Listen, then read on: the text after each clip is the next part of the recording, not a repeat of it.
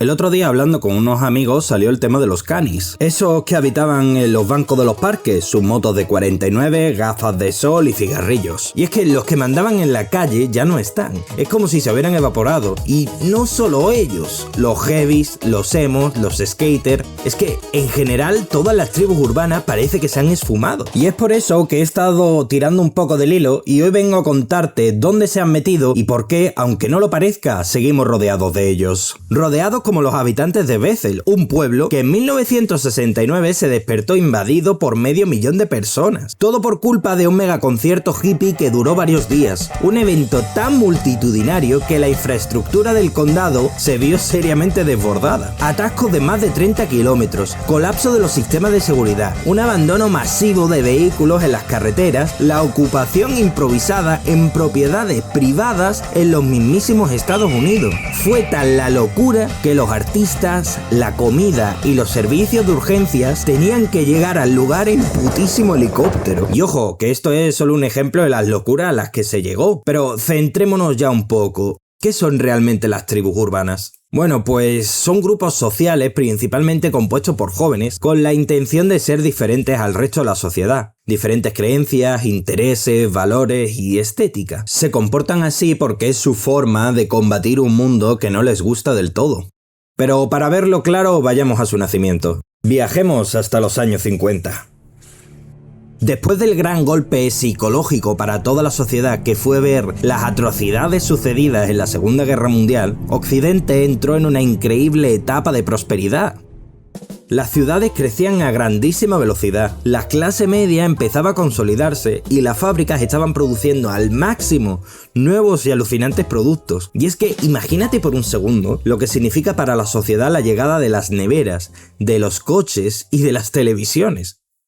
En la política se instaló la idea de tener una sociedad más organizada, más eficiente, que fuera progresista, estable, racional. Y bueno, más que nada que evitara los errores del pasado. Y la mejor opción para esto era darle el poder a los tecnócratas, a gente experta y técnica para dirigir el pueblo, al precio de una vida más programada. Mira, el problema es que los jóvenes de los años 50 no les encajaba del todo la idea de tener una tecnocracia al mando. Bajo su criterio, una sociedad tecnócrata no tiene como fin último el bien de la sociedad, sino su control. A ver, ponte en su situación. Has nacido en un mundo que sale roto de una guerra devastadora, donde has visto hasta dónde puede llegar una sociedad obediente y organizada, alineada con el discurso oficial. Un mundo donde el progreso técnico, si bien fabricó las neveras, los coches y las televisiones, también dejó claro ser capaz de crear los campos de exterminio y las bombas nucleares.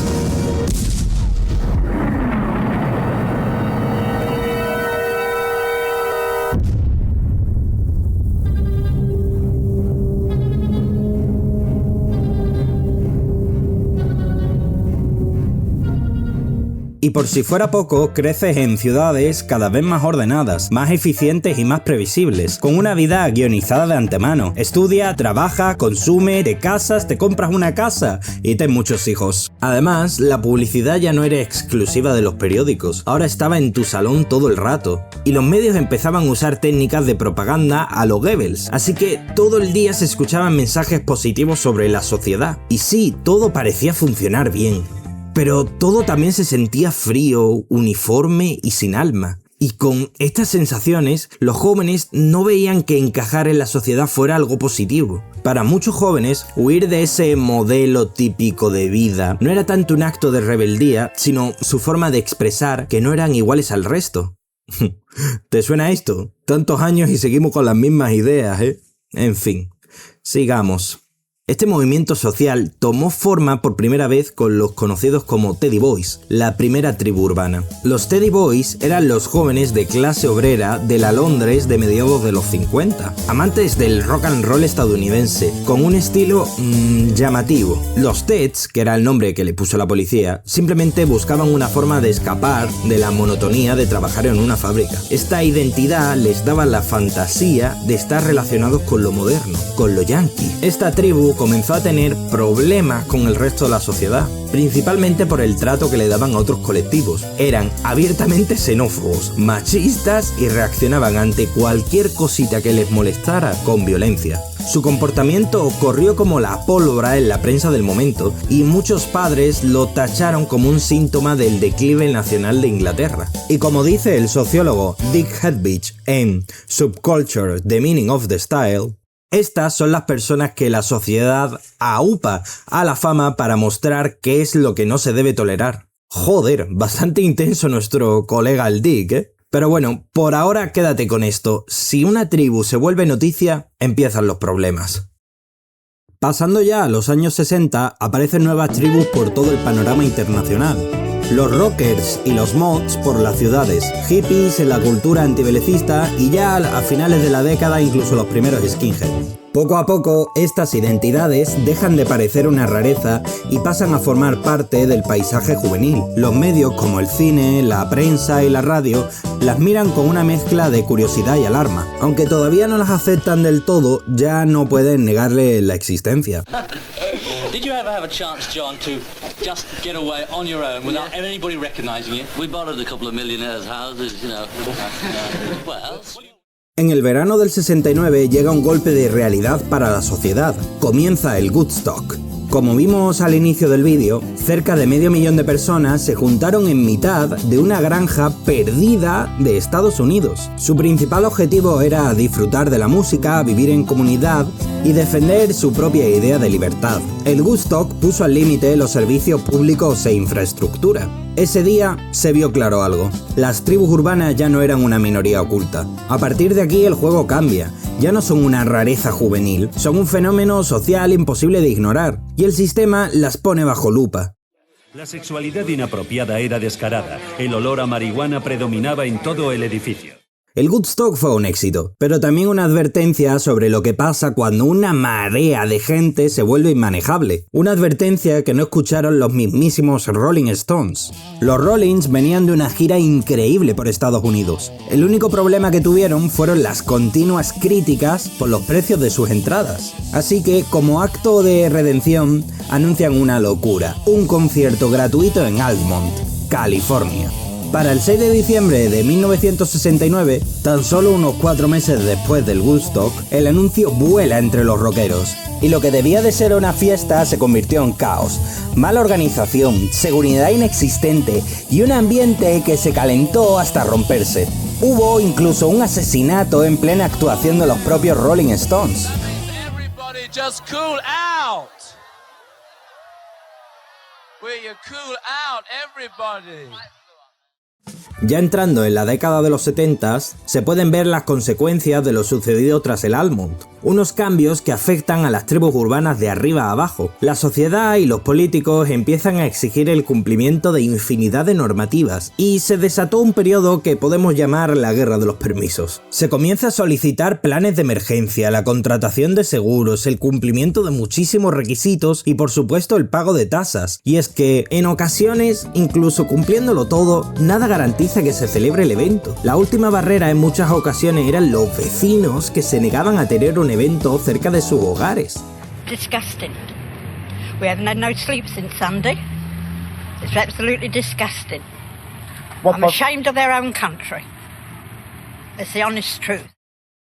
A ver, es cierto que a día de hoy estos requisitos no nos parecen especialmente restrictivos o sin sentido, pero en la época supuso un antes y un después desde luego. Toda esta burocracia unida a la hostilidad de la población fuerza a las tribus urbanas a profesionalizarse. Si antes no necesitabas nada para celebrar un evento, ahora necesitas un lugar simplemente para existir. Y es por este motivo por el que en los 70s nacen sitios tan emblemáticos como Pacha en Ibiza en 1973, The Roxy en Los Ángeles en el 73 también, o la propia Amnesia impulsada por Antonio Escotado. La profesionalización de las tribus urbanas no se queda simplemente en la apertura de estas salas. También logra multiplicar las tiendas de discos, las revistas especializadas y la ropa característica de cada tribu. Poco a poco, los gustos de las tribus urbanas dejan de ser algo extraño y pasa a ser algo identificable con sus propios lugares de reunión. También durante los 70 despegan movimientos clave como pueden ser los punk a manos de los Sex Pistols, el disco a manos de Donna Summer el hip hop con exponentes como DJ Kool Herc y el glam rock con el inestimable David Bowie. Curiosamente, las medidas de control aprobadas tras el Almond no desinflaron el fenómeno. Más bien, podemos decir que lo hicieron más visible, más accesible y notorio. Un proceso que se acentuará más si cabe ya en los 80. En 1981 nace la MTV, la primera cadena de televisión dedicada en exclusiva a la música. Un proyecto rompedor que se inauguró emitiendo el videoclip The Video Killed the Radio Star, una verdadera declaración de intenciones. Con el éxito de la MTV, la cultura juvenil entra en la televisión. Ahora la música no solo es escuchada, también se ve, algo que logra que las tribus urbanas sean más exportables y vendibles que nunca. Durante esta época, algunas tribus urbanas sufrieron cambios. En el caso del punk y el metal se dividió en subtribus. En el hip hop se ve cómo se extiende más allá del barrio, logrando consolidar el rap. También nacen nuevas identidades como los góticos con The Cure, los New Romantics con Duran Duran, o los skaters con Tony Hawk como icono. Gracias a la popularidad de los videoclips, la sociedad empieza a normalizar las tribus urbanas, pero la campaña antidrogas se ceba con ellas. Ya a finales de los 80 y principios de los 90 se impone un clima de tolerancia cero a las drogas. La sociedad, tras varios problemas de convivencia, señalan a las drogas como desestabilizadoras para los jóvenes. Durante la manifestación se profirieron gritos contra el narcotráfico, los camellos e incluso contra la policía y la justicia. Nacen las campañas de alarmismo. Con este nuevo escenario aumenta la presión hacia las tribus y las marca como una puerta de entrada a la drogadicción.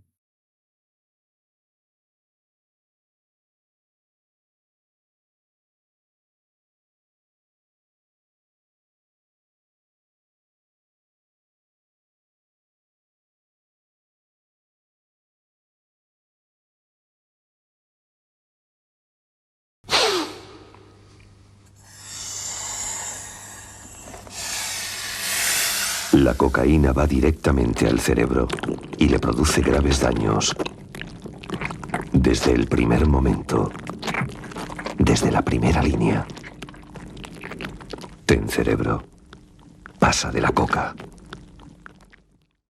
Y aquí aparece una paradoja muy interesante, y es que cuantas más críticas hay sobre un grupo, más popular y fuerte se hace. Se les da nombre, se les legitima su identidad y se genera el famoso ellos contra nosotros, un pegamento potentísimo que conecta a los miembros. Además, si recuerdas, esa era la intención fundacional de las primeras tribus urbanas. A finales de la década se forma la combinación perfecta, la globalización de la cultura tribu, más su persecución. Algo que dio lugar a una expansión nunca antes vista. Algunos grupos aceptaron la nueva realidad y otros prefirieron esconderse. Fiestas en lugares inaccesibles, sin permiso y en secreto. Comienza el fenómeno rave.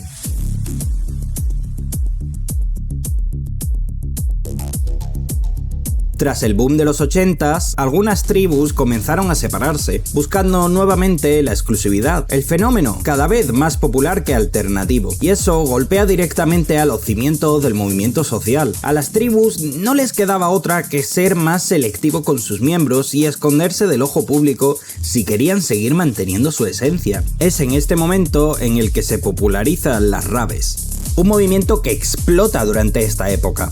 Caracterizadas por sus fiestas masivas, su capacidad para moverse y su nulo interés por pedir permiso a las autoridades, cosa que si solo fueran esas, pues posiblemente no importaría mucho. El problema es que no tienen un referente claro, y si no hay un cantante al que cancelar, no hay un cartel anunciando dónde se hace la fiesta, ni un escenario al que cortarle los cables, es una marea de gente sin jefe, algo que es imposible de controlar como ya vimos. Y cuando hay algo así, el Estado hace lo único que sabe hacer: perseguir. Para mayo de 1992, la policía de Reino Unido frenó el Avon Free Festival, un festival que se organizaba anualmente en Bristol. La policía bloqueó el acceso al lugar donde iba a celebrarse. Esto empujó a que de forma improvisada y clandestina, a unos 100 kilómetros de distancia, se montara una nueva mega rave. Un evento que reunió a más de 20.000 personas durante una semana. Y la clave para organizarse fue el uso del boca a boca. Este método logró esquivar a la policía lo suficiente como para que el evento continuara vivo. Este suceso se tomó como una señal para hacer política. 2 años después del evento, el gobierno de John Major aprobó la ley sobre la justicia penal y el orden público. Una ley en la que tiene un artículo en la que literalmente dice música que incluye sonidos caracterizados total o principalmente por la emisión de sucesión de ritmos repetitivos. Esta medida provocó infinidad de manifestaciones y disturbios por parte de los jóvenes, con el eslogan Kill the Bill, y a mi juicio con bastante sentido. Y es que esta ley, en resumidas cuentas, permite a los políticos tener un fundamento legal para perseguir a las tribus que más les molestara, bajo la excusa de orden público. Y por si fuera poco, la ley no busca perseguir la violencia o los delitos que pudieran llegar a ocurrir en los eventos. No. Simplemente perseguían el ritmo, y esa era la perfecta herramienta para dispersar las reuniones de los jóvenes. Mientras tanto, otras escenas terminaron por aceptar las normas del juego y se subieron al tren de lo popular, como es el caso del skate, que en esta década se vuelve un espectáculo global de la mano de los eventos de deporte extremo. Algo que culminó cuando Tony Hawk logró hacer esto por primera vez en la historia.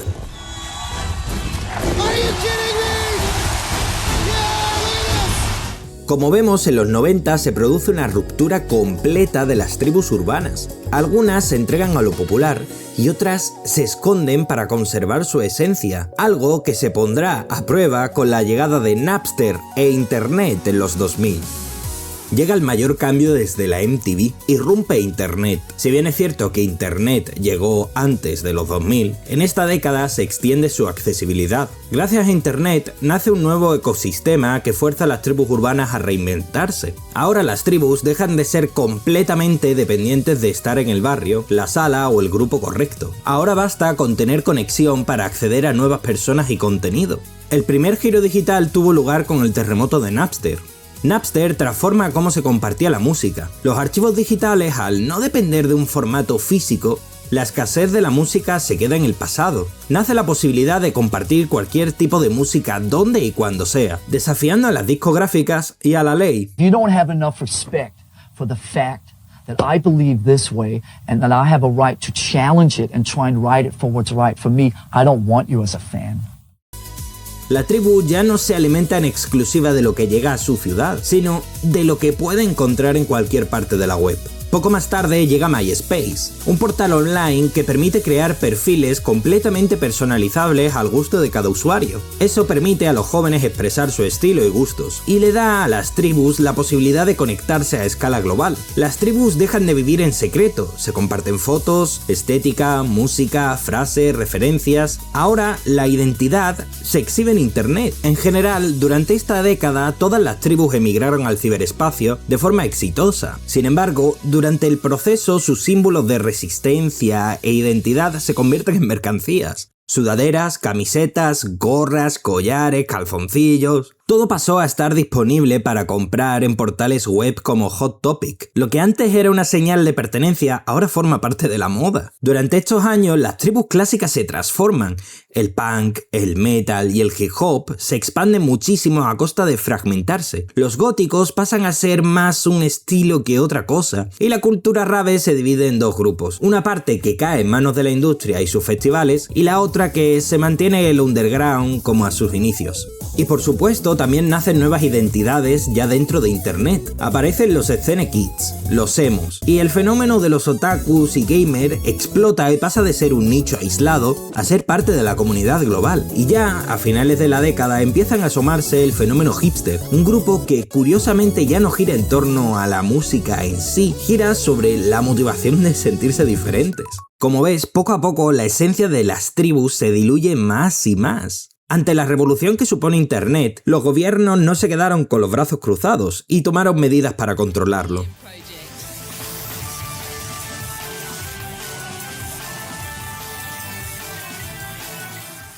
Is it time that Australians start receiving a clean version of the internet? The government thinks so.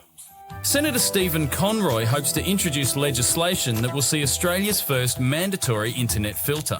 En esta ocasión a las tribus las dejaron en paz. El principal interés de los gobiernos era controlar la información internacional y no tanto controlar a las tribus urbanas. De hecho, en esta década, el enemigo principal de las tribus no era el gobierno, eran las discográficas. El amplio uso de Napster y sitios similares para compartir música provocó una guerra abierta contra la piratería.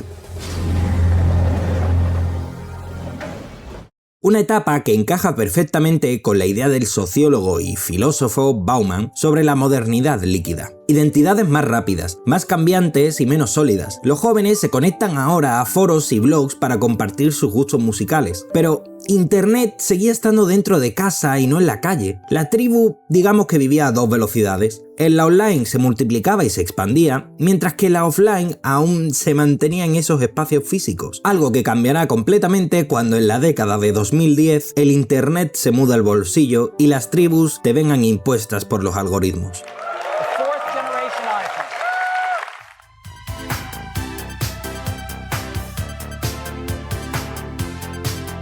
Internet deja de ser algo exclusivo del hogar y empieza a acompañarte a todas partes. Llegan los smartphones. Hi friends, so I'm here at the Apple Store, okay? I just want to let you know that I finally, officially, have an iPhone. Al inicio de la década, los usuarios de estos dispositivos aumentaban poco a poco debido al precio que tenían. Precios que fueron descendiendo progresivamente con el paso de los años. Ya para el 2014 se estima que el 25% de la población mundial poseía un smartphone. Y con esa nueva realidad, las redes sociales se masifican y se vuelven móviles. Se dejan atrás los portales web como MySpace y llegan las apps. Las redes sociales se consolidan. Facebook deja de ser una web y se convierte en un hábito diario. Twitter acelera la conversación y convierte la opinión en algo instantáneo. E Instagram hace que la identidad ya no se cuente, se muestre. La explosión en popularidad de las redes sociales fue tan bestial que las tribus rara vez se veían en la calle. Ahora prácticamente solo están en internet. Con la llegada de las redes sociales y sus algoritmos, el usuario queda expuesto a infinidad de contenido que le gusta tanto o más que su tribu original. Cada día puede escuchar nueva música, descubrir nuevos estilos, adoptar distintas formas de hablar y engancharse a nuevos tipos de humor. Ahora todo el contenido es rápido, infinito y está diseñado para enganchar, algo que fuerza al usuario a seguir tendencias. Su identidad, quiera o no, pasa a seguir la inercia del resto de usuarios. En este contexto se siguen formando nuevos grupos sociales diseñados en exclusiva en internet, grupos como pueden ser los fandoms, que actúan como ejércitos defendiendo aquello que les gusta siempre y cuando no se terminen cansando.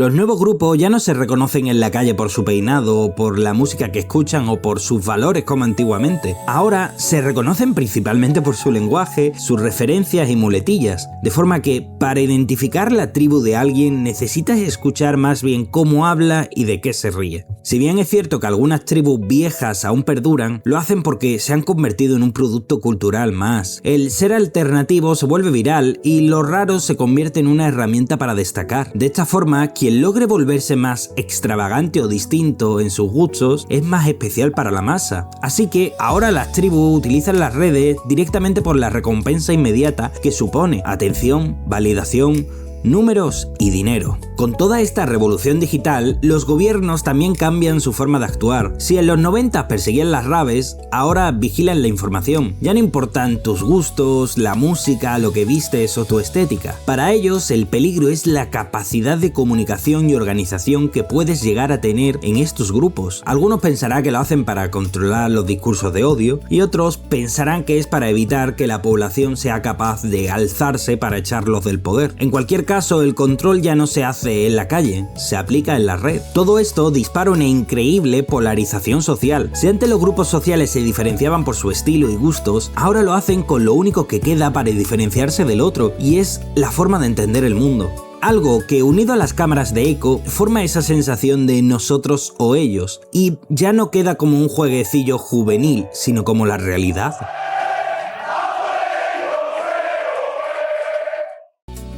Con todos estos cambios, encontrar grupos sociales se vuelve ridículamente fácil. Deslizas, ves algo que te gusta, lo sigues, lo imitas, y cuando te cansas, pues nada, a saltar a otra cosa. Las tribus urbanas dejan de tener esa sensación de pertenencia. Ya no tienen un sentimiento de hermandad, ya no se vive en la calle ni se defiende su filosofía. La tribu se vuelve flexible, temporal y superficial, y por tanto, el concepto clásico de tribu urbana deja de tener sentido.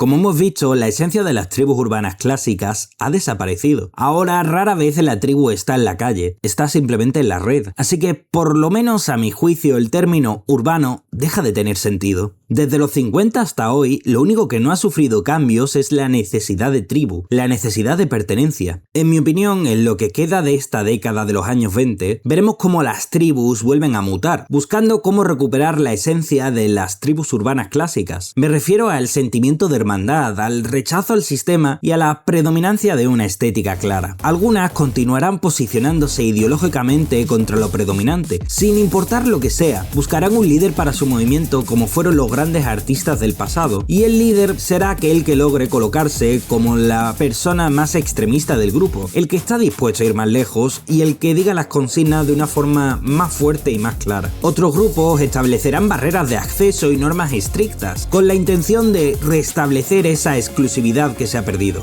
Barreras como el pago mensual, el estatus o las pruebas de acceso. Por último, veremos cómo vuelve a ser valioso lo físico, lo presencial. En una época en la que todo se puede volver viral, el verdadero lujo será pertenecer a un grupo que no exista online. Y puede que en ese momento y paradójicamente lo urbano vuelva, y no como un fenómeno de masas, sino como un privilegio. Cuiden a sus amigos, se despide Regaliz.